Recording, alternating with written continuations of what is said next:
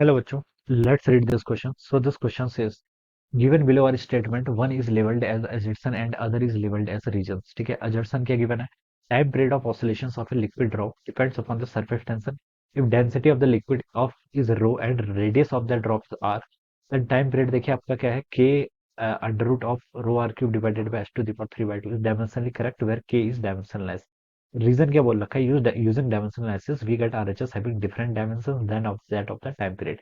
और आपको देखिए इसके करस्पॉन्डिंग यहाँ पर in the light of statement choose the correct answer from the below. ठीक है, आपके यहाँ पर चार ऑप्शन क्लियर कर रखे हैं। ठीक है, तो चलिए बच्चों इसको स्टार्ट कर लेते हैं। तो इस क्वेश्चन का बच्चों आप यहाँ से की कॉन्सेप्ट आप क्या लिख सकते हो? The key concept of this question, dimension लिख लीजिए। क्या लिख लीजिए? आपका डायमेंशन एनालिसिस करना है तो आप इस क्वेश्चन का की कॉन्सेप्ट ऑफ डायमेंशन लिख लीजिए। क्या लिख लीजिए? Dimension will be the key concept of this question. ठीक है, तो देखिए बच्चों यहाँ पर आपको टाइम पीरियड ऑफ ऑसिलेशंस पहले तो ये बताना है।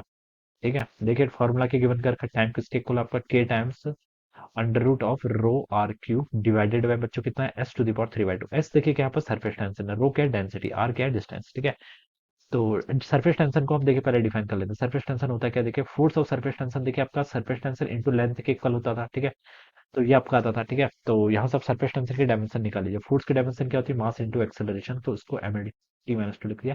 सरफेस टेंशन इंटू लेंथ, ठीक है, लेंथ से आपका लेंथ कैंसिल, तो सरफेस टेंशन की डायमेंशन तो बच्चा आपका एम टी माइनस टू आ गया। ठीक है, ये तो आपका ये आ गया।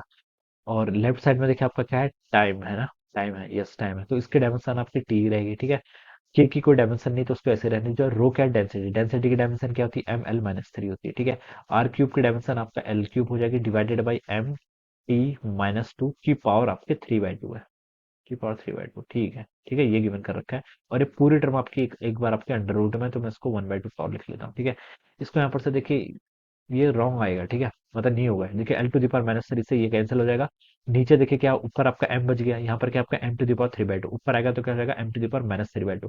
वन माइनस 3/2 को क्या लिख सकते हैं? -1/2। ठीक है, ये ऐसा हो जाएगा। ठीक है, यहाँ पर क्या T to the power minus two, इसको हम क्या लिख सकते हैं? T to the power minus three, ऊपर आएगा तो T to the power plus three, ये ऐसा हो जाएगा। ठीक है, अब इसका आप क्या कर लीजिए? आपका 1/2 कर लीजिए। ठीक है, इसका आप क्या कर लीजिए? 1/2।